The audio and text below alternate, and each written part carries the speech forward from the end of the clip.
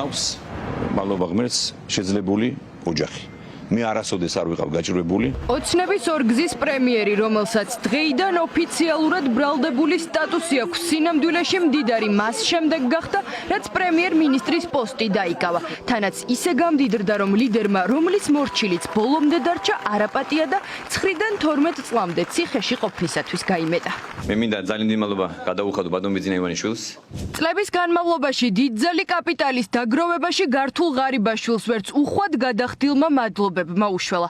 რამდენიმე თვიანი ძიების შემდგომ ოცნების სუსმა და პროკურატურამ ღარიბაშვილის თავზე ყულფი ისე დაავიწროა, რომ საბოლოოდ მაინც ბრალდებული დაარქვა. თუმცა ახლა მთავარი კითხვაა, რატომ არ დაინტერესდნენ წლების განმავლობაში ექს-პრემიერის ქონებითა და ფინანსური შესაძლებლობებით, როცა ამაზე მედია გამუდმებით მიუთითებდა და ღარიბაშვილების უკანონო შემოსავლებზე საგამოძიებო რეპორტაჟებს ამზადებდა. შემოჯავს აქვს აბსოლუტურად ლეგალური შემოსავლები, აბსოლუტურად ლეგალური კანონიერი ბიზნეს საქმიანობა.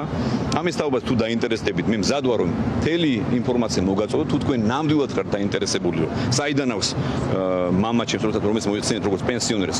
მამა ჩემი შეიძლება პენსიონერია, მაგრამ მამა ჩემს აქვს ოფიციალურ საკუთრებაში აქვს მრავალმილიონიანი, ასე ვთქვათ, ბიზნეს საქმიანობა და ქონება, რომელიც მან შექმნა იგივე, არ ვიცი ხა, მოკლედ სხვა საშუალებებით. თუ დაინტერესდებთ, თუ თქვენ ნამდვილად ხართ დაინტერესებული, მე მზად ვარ, ეს ინფორმაცია არ არის დამალული. დასამალი არაფერი ჰქონდა, თუმცა წლების განმავლობაში დეკლარაციებიდან საგულდაგულოდ მალავდა უკანონოდ ნაშოვნ ათობით მილიონსა და მრავალათასიან ბიზნესებს.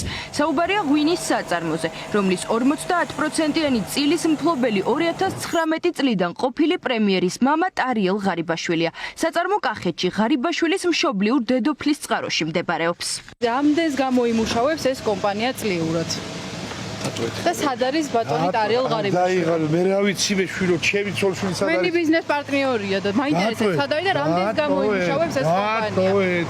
რა შემოსავალი ჰქონდა ყურძნის საწარმოს წლების წინ არც ღარიბაშვილების ბიზნეს პარტნიორმა გაამხილა. თუმცა დღეს გენერალურმა პროკურორმა გადამალული თანხები გაასაჯაროა და თქვა, რომ ოჯახის წევრის სახელზე რეგისტრირებულ შეპესეში ინვესტირებული ჯამში 3.670.172 ლარი.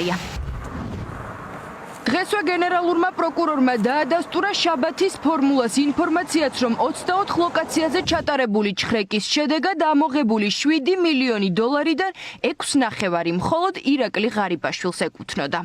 ამოღებული 6.5 მილიონი დოლარი და ძვირფასი ნივთები არ არის ერთადერთი ქონება, რომელსაც ღარიბაშვილები ფლობენ. ყოფილი პრემიერის გამდიდრება ყველაზე უკეთ მის ვილად ქცეულ კარმიდამოს დაეტყო დედოფლის წყაროში. პრემიერად გახდომის შემდეგ მამულის ფართი 4-ჯერ გაფართოვდა და 6126 კვადრატულ მეტრს მიაღწია. ღარიბაშვილები დედოფლის წყაროში ფლობენ მიწის ნაკვეთებს, ვენახებსა და შატოს, ახალაშენებულ კომპლექსს 3 ნაგებობით, ტყესა და სახლს ბაკურიანში. ამ ყველაფრის მთავარ შემოქმედად კი ექს-პრემიერი პენსიონერ მამას ასახელებდა. ტარიელ ღარიბაშვილის სახელს უკავშირებდა სოლიდურ ფულად საჩუქრებს, რომელმაც მხოლოდ 3 წლის განმავლობაში 9.5 მილიონი ლარი შეადგინა. არაერთი ჟურნალისტური გამოძიებაა ჩატარებული იმის დასადასტურებლად, რომ ტარიელ ღარიბაშვილი მისი შვილის პრემიერებამდე არც მილიონერი იყო და არც რაიმე მნიშვნელოვან ქონებას ფლობდა. თუმცა კიდევ ერთი ჩარტერული რეისის სკანდალით საბოლოოდ ექს-პრემიერმა მამის სახელს დაუკავშირა. რეისი თბილისი, მიუნხენი თბილისი 34.000 ევრო დაჯდა და აღნიშნული თანხა პრემიერ-მინისტრის მამამ ტარიელ ღარიბაშვილმა გადაიხადა. კითხვები ამ თანხის წარმომავლობაზე მალევე გაჩნდა, თუმცა ქართულმა ოცნებამ სამთავრობო თვითმფრინავის პირადი მიზნებისთვის გამოყენება კრიტიკული მედიის სპეკულაციად ჩათვალა. მე შეგნებულად გავაკეთე, მიზანმიმართულად გავაკეთე ეს. მიზანმიმართულად გადავახდე ოჯახს იმის საჩვენებლად, რომ მე ჩვენებო კიდევ ერთხელ წარმოეჩინა კონტრასტი და განსხვავება. საინტერესოა, რას ფიქრობენ ახლა ქართულ ოცნებაში კორუფციაში ბრალდებულ ღარიბაშვილზე ერთ დროს მისი მაქებარი თანაგუნდელები, რომლებსაც საეჭო დეკლარაციებზე კითხვები საერთოდ არ უჩნდებოდათ და ივანიშვილის ხელდასმულ პრემიერს ბრმად ენდობოდნენ. მეტით შაბათის ფორმულას კი კითხვების დასმას პრემიერის ოჯახის ბულინგში უთვლიდნენ. თავი დაანებეთ პრემიერს და მის ოჯახს. რატო ინტერესდებათ? კითხვები ჩნდება, ბატონო გურამ. აი ამ დოკუმენტს წაიკითხავთ. იმიტომ რომ ლოგიკურია ეს კითხვა, თუ ამ დოკუმენტს წაიკითხავთ. ოჯახების ბულინგს.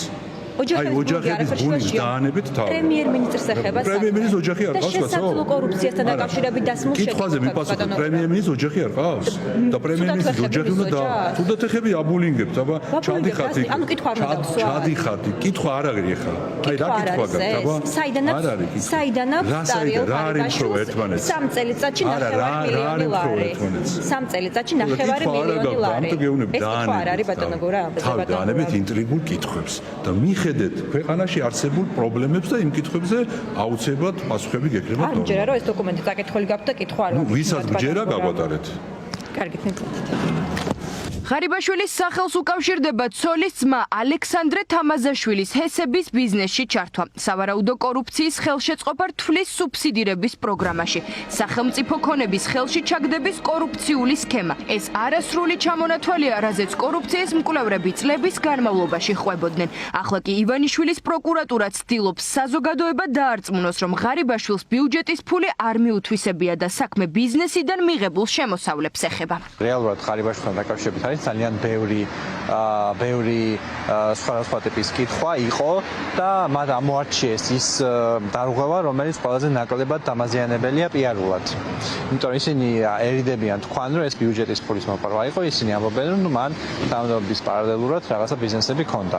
სპეციალისტებისათვის ღარიბაშვილისგან ამოღებული თანხები კომიკურია. ფიქრობენ, რომ სინამდვილეში ყოფილმა პრემიერმა მათ შორის სახელმწიფო ბიუჯეტიდან სხვადასხვა გზით იმაზე მეტი იშოვა, ვიდრე ამას გვარაკიდისა და მდინარაძის უწყებები ამბობენ. ეს ადამიანი 13 წლის განმავლობაში იყო თუ გამოვაკეთებთ ერთწლიანი სუპერ წარმატებულ ბიზნეს კარიერას, როგორც ამბობენ, მთლიანად ჩართული სუპერ უმაღლეს თანამდებობებს.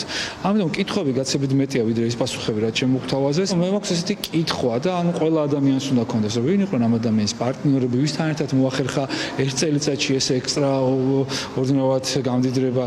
ხელისუფლებაში მწირი ქონებით მოსულ და სახლში სოლიდური კაპიტალით დაბრუნებულ ღარიბაშვილს ივანიშვილის პროკურატურა ახლა მძიმე კატეგორიის დანაშაულს განსაკუთრებით დიდი ოდენობით უკანონო შემოსავლის ლეგალიზაციას ედავება, რაც სასჯელის ზომად უალტერნატივო პატიმრობას 9-დან 12 წლამდე ითვალისწინებს. რა გინდა ის დაარქე, როგორც გინდა თქვენ რომელი სახელითაც გინდათ იმით მოიხსენიეთ.